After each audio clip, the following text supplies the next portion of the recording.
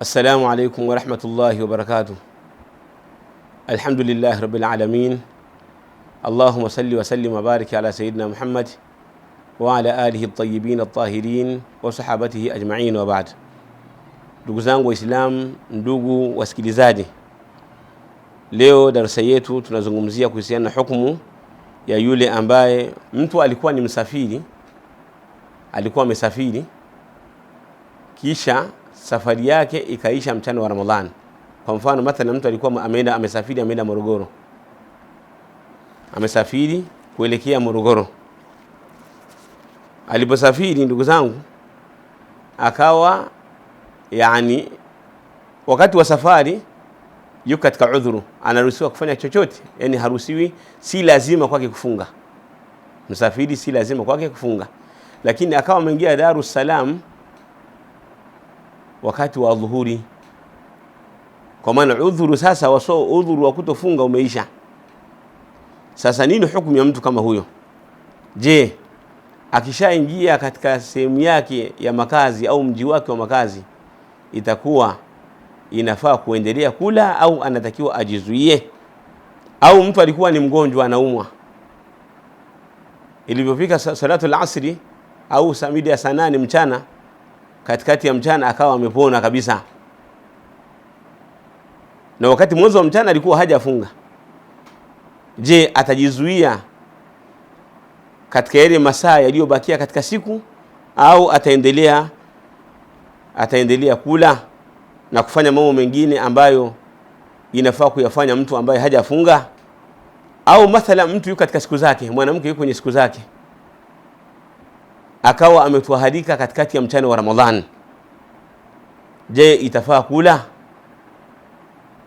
Mfano mwingine, mwanamume alikuwa anaumwa akapona mida ya saa 10 baada salati al-asri, na mwanamke alikuwa kwenye siku zake akatwaharika baada ya salati al-asri, je, wanaweza kufanya tendo la ndoa? Mwanamume alikuwa amesafiri akawa hajafunga, amechukua ruhusa ya safari, akafika nyumbani kwake mida ya dhuhuri, na mwanamke alikuwa kwenye siku zake, au na yeye alikuwa pia amesafiri, wote wakawa pale nyumbani, lakini mwanzoni walikuwa katika udhuru wao umeisha adhuhuri. Je, wanaweza kufanya tendo la ndoa na wakala chakula au inabidi wajizuie?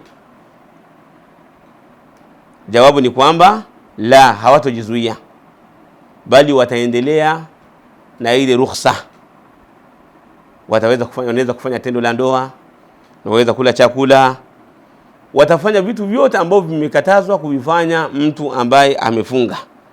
Hata tendo la ndoa wataruhusiwa kufanya, kama ilipokelewa kwa Abdullah ibn Mas'ud radhiyallahu anhu, amesema, man akala awwala an-nahari falyakul akhirahu, mwenye kula mwanzo wa mchana basi anaruhusiwa kula hata mwisho wake. Kwa maana man halla lahu al-aklu fi awwal an-nahari halla lahu fi akhirih, yule ambaye imekuwa ni halali kwake kula mwanzo wa mchana, itakuwa pia ni halali kula mwisho wake. Kwa hiyo ndio hukumu ya mtu ambaye labda alikuwa ni msafiri, ukawa udhuru wake wa safari umeisha mchana, au alikuwa anaumwa ugonjwa wake ukaisha mchana, au alikuwa na hedhi akatoharika mchana, huyu ataendelea kula kama kawaida, na tendo la ndoa ataruhusiwa kufanya ikiwa wanandoa wote wana udhuru wa kuweza kufanya hivyo. Wallahu ta'ala a'la wa a'lam, wa sallallahu wa sallam wa baraka ala sayyidina Muhammad wa ala alihi wa sahbihi ajma'in, walhamdulillahi rabbil alamin.